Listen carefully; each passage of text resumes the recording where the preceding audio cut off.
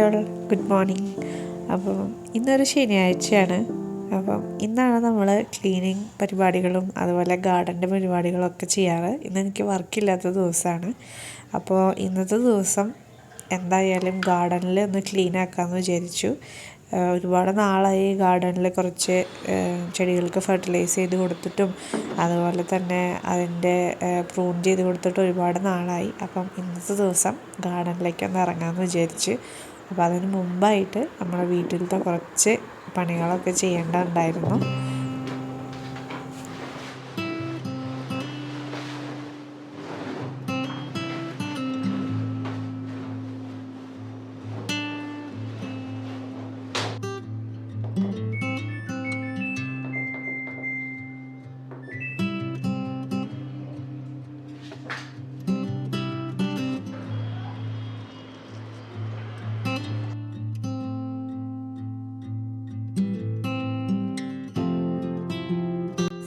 ഇത് എൻ്റെ yellow vein ഇറാന്തമം plants ആണ്. അപ്പോൾ യെല്ലോ വെയിൻ എന്ന് പറയണത് ഇതിൻ്റെ ഇലയിൽ അതിൻ്റെ വെയിൻസ് ഒരു യെല്ലോ കളറാണ്. നല്ല ഭംഗിയുള്ളൊരു വൈറ്റ് കളറ് പൂക്കൾ ഇതിലുണ്ടായിരിക്കും. അപ്പം ഒരു പ്രാവശ്യം പൂക്കളെല്ലാം ഇട്ട് കഴിഞ്ഞു. അപ്പം അതിൻ്റെ ഉണങ്ങിയ തണ്ടുകളൊന്നും ഞാൻ മുറിച്ച് കളഞ്ഞിട്ടുണ്ടായിരുന്നില്ല. അപ്പം അത് നന്നായി പ്രൂൺ ചെയ്ത് കളഞ്ഞാൽ മാത്രമാണ് പുതിയ പുതിയ ശാഖകളൊക്കെ അതിൽ വരുള്ളൂ. അത് കഴിഞ്ഞിട്ട് നമുക്ക് കുറച്ച് വളങ്ങൾ ഇതിൽ ചെയ്യേണ്ടതുണ്ടായിരുന്നു. അപ്പോൾ വളം ചെയ്യണതിന് മുമ്പായിട്ട് ആദ്യം തന്നെ അതിൻ്റെ മേൽമണ്ണ് കുറച്ച് വെള്ളം ഒഴിച്ചിട്ട് നന്നായിട്ടൊന്ന് ഇളക്കി കൊടുത്തു കഴിഞ്ഞിട്ടുണ്ടെങ്കിൽ മണ്ണിൽ ധാരാളം എയറേഷൻ ഉണ്ടാവാനായിട്ട് ഹെൽപ്പ് ചെയ്യും. അതിന് ശേഷമാണ് നമ്മൾ വളം കൊടുക്കേണ്ടത്. അപ്പം ഇത് ഞാനിവിടെ അടുത്തുള്ളൊരു നഴ്സറിയിൽ നിന്ന് വാങ്ങിയൊരു വളമാണ് ഫ്ലവറിങ് പ്ലാന്റ്സിന് ഇട്ട് കൊടുക്കേണ്ടത്. നല്ല റിസൾട്ടുള്ളൊരു വളമാണ്. അതിന് പ്രത്യേകിച്ച് അങ്ങനെ പേരൊന്നുമില്ല, ഒരു ലോക്കൽ ബ്രാൻഡിൻ്റെ ഒരു വളമായിരുന്നു. അപ്പം നന്നായിട്ട് വളത്തിന് ശേഷം നമ്മൾ വെള്ളവും നന്നായിട്ട് ഒഴിച്ചു കൊടുക്കണം.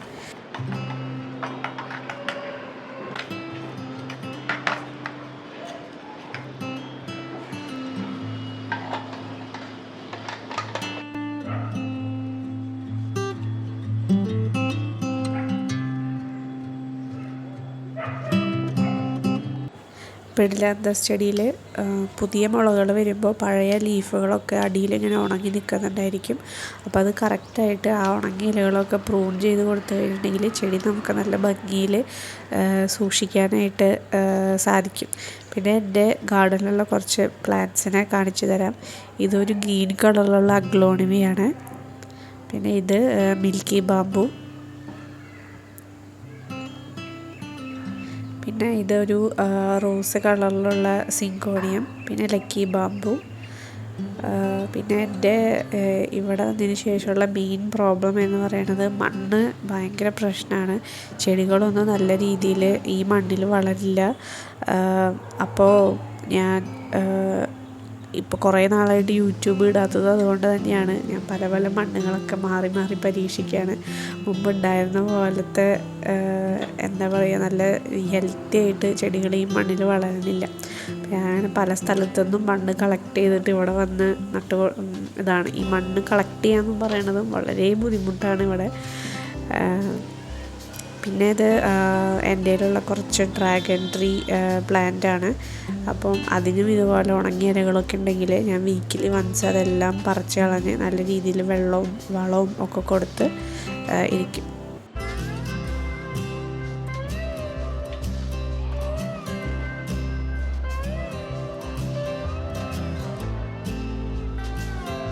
ഇതിൽ ഞാനൊരു സ്പൈഡർ പ്ലാന്റും അതുപോലെ റിയോ പ്ലാന്റും ആണ്.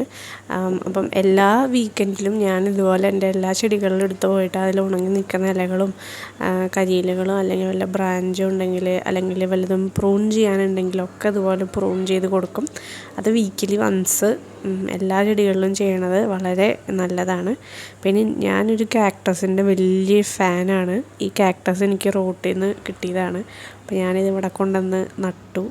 ഇപ്പോൾ അതിന് 2 മുളകൾ വന്നു, പക്ഷെ അത് അറിയാണ്ട് ഒടിഞ്ഞു പോയി. പിന്നെ ഇത് എൻ്റെ ഒരു ക്രീപ്പിംഗ് ചാർലി പ്ലാന്റാണ്.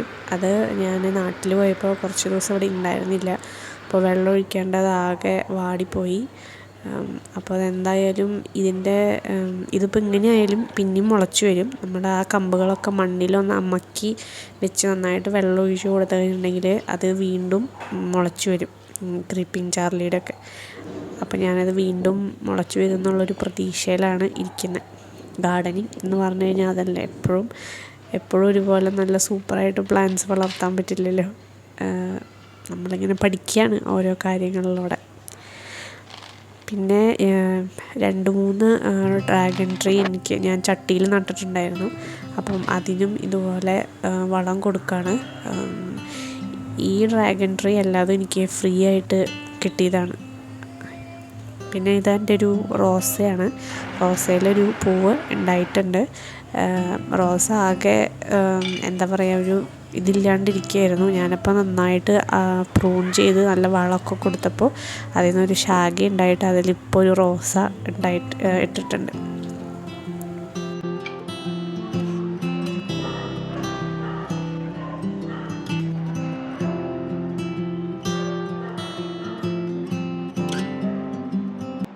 ഈ ചെത്തിച്ചെടിയിൽ ഒരുപാട് പൂക്കൾ ഉണ്ടായിട്ടുണ്ട്. ഇവിടെ നല്ല വെയിൽ കിട്ടും. അതുകൊണ്ട് തന്നെ ഈ ചെടികളിൽ എപ്പോഴും ഒരുപാട് മുട്ടുകൾ വന്നിട്ട് നല്ലോണം പൂക്കൾ ഉണ്ട്. കുറച്ച് വലിയൊരു ഇത്തിരി പൂക്കൾ ഉണ്ടായിരുന്നൊക്കെ കൊഴിഞ്ഞു പോയി. അപ്പോൾ ഞാനത് പ്രൂൺ ചെയ്തിട്ടു.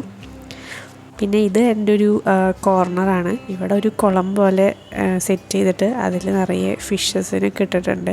അപ്പം അതിന് ചുറ്റും ഇതുപോലെ കുറച്ച് ചെടികളൊക്കെ ഡെക്കറേറ്റ് ചെയ്ത് വെച്ചിട്ടുണ്ട്.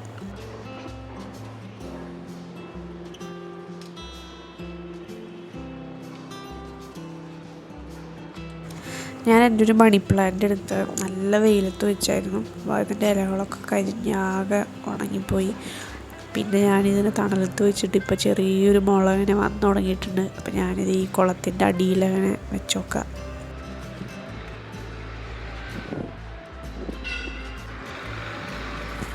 ഇത് ഞാൻ ക്രിസ്മസിന് വാങ്ങിയ ക്രിസ്മസ് ട്രീ ആണ്. അതും ഇതുപോലെ ഞങ്ങൾ നാട്ടിലേക്ക് വെക്കേഷന് പോയപ്പോൾ അത് വെള്ളമൊഴിക്കാൻ ആരുമില്ലാണ്ട് ഉണങ്ങിപ്പോയി. അപ്പോൾ ഞാനതൊരു ഷോ പീസ് പോലെ വെച്ചു. അതിൻ്റെ അടിയിൽ ഈ ഒരു ഓക്സാലിസ് ചെടി നല്ല ഭംഗിയിൽ വളർന്നു വരുന്നുണ്ട്. പിന്നെ സിങ്കോണിയം, സ്പൈഡർ പ്ലാന്റ്, അങ്ങനെ കുറച്ച് പ്ലാന്റ്സ്. പിന്നെ ഇതെൻ്റെ ഫിലോഡോൺട്രോൺ പ്ലാന്റാണ്. പിന്നെ ഇത് ഞാൻ ഉണ്ടാക്കിയതാണ് കേട്ടോ. ടയറിൽ ഞാൻ മാത്രമല്ല, ഞാനും എൻ്റെ അച്ഛനമ്മയും വീട്ടിൽ നിന്ന് വന്നപ്പോൾ എല്ലാവരും കൂടി ഉണ്ടാക്കിയതാണ്. ഞങ്ങളുടെ സ്കൂട്ടിയുടെ ടയർ പഞ്ചറായിരുന്നു. അപ്പോൾ ആ ടയർ കളയാണ്ട് അതിലൊരു വൈറ്റ് പെയിൻ്റ് അടിച്ച് അതിൽ മറ്റേ ടർട്ടിൽ വൈൻ നട്ടു. പിന്നെ ഇത് എൻ്റെ ഒരുപാട് നാളായിട്ടുള്ള ഒരു സക്യുലൻ്റാണ്. എൻ്റെ ഉള്ളൊരു ലോങ്ങസ്റ്റ് ലിവിങ് സക്യുലൻ്റ് എന്ന് തന്നെ പറയാം. അപ്പോൾ അതിനും ഇതുപോലെ ചെടികളും ഇലകളൊക്കെ ഒന്ന് ഉണങ്ങി നിൽക്കുന്നുണ്ട്. അപ്പം അതൊക്കെ ഒന്ന് പ്രൂൺ ചെയ്ത് കൊടുക്കുകയാണ്. പിന്നെ ഇവിടെ ഒരു സ്പൈഡർ പ്ലാന്റ് ഇതുപോലെ കെട്ടിത്തൂക്കിയിട്ടിട്ടുണ്ട്. അപ്പം ആ സ്റ്റാൻഡ് ഞാൻ അച്ഛനോട് പറഞ്ഞപ്പോൾ അച്ഛൻ എനിക്ക് ഉണ്ടാക്കി തന്നതാണ്. പലകയിൽ കയറ് കെട്ടിയിട്ട് ആൾ തന്നെ അവിടെ തൂക്കിയിട്ട് തന്നതാണ്. പക്ഷെ നല്ല ഭംഗിയിൽ എനിക്ക് ഭയങ്കര ഇഷ്ടമാണ് ഈ ഒരു അറേഞ്ച്മെൻറ്റ്. നല്ല രസമുണ്ട് കാണാനായിട്ട്.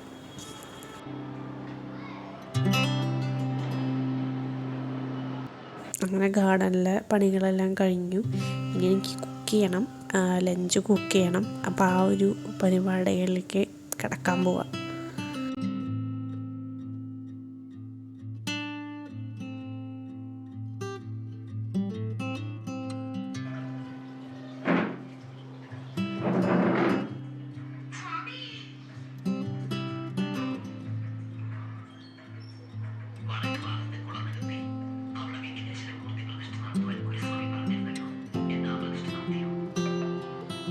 എനിക്ക് വർക്കിൻ്റെ ഭാഗമായിട്ടൊരു ന്യൂ ടെക്നോളജി പഠിക്കണമായിരുന്നു.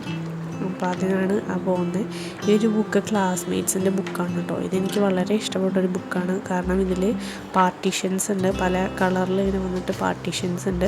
അപ്പം നമുക്ക് പല പല സബ്ജക്റ്റ് തന്നെ ഒരു ബുക്കിൽ എഴുതാൻ പറ്റും. അപ്പം എനിക്കങ്ങനെ ഒരുപാട് സബ്ജക്റ്റൊന്നും പഠിക്കണ്ടല്ലോ. അതുകൊണ്ട് തന്നെ ഈ ഒരു ബുക്ക് വാങ്ങിയാൽ പല ഞാൻ പഠിക്കുന്ന ടെക്നോളജീസൊക്കെ പല രീതിയിൽ ഈ ബുക്കിൽ തന്നെ എനിക്ക് എല്ലാതും എഴുതി വയ്ക്കാൻ പറ്റും. എനിക്ക് വളരെ ഇഷ്ടമായിട്ടുള്ളൊരു ബുക്കാണിത്.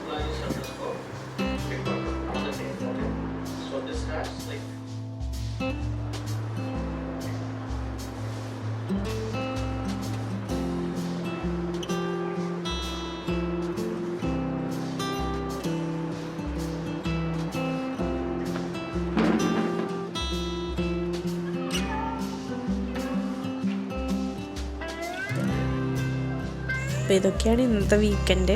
ഇത് കഴിഞ്ഞ് എനിക്ക് കുറച്ച് വേറെ ക്ലീനിങ് പരിപാടികളും എല്ലാം ഉണ്ട്. അപ്പോൾ എന്തായാലും ഞാൻ വീഡിയോ ഒരുപാട് വലിച്ചു നീട്ടുന്നില്ല. അപ്പോൾ ഈ വീഡിയോ ഇഷ്ടപ്പെട്ട് കഴിഞ്ഞിട്ടുണ്ടെങ്കിൽ ലൈക്ക് ചെയ്യുക, ഷെയർ ചെയ്യുക, സബ്സ്ക്രൈബ് ചെയ്യുക. അപ്പോൾ ഇനി അടുത്ത ആഴ്ച കാണാം. ബൈ.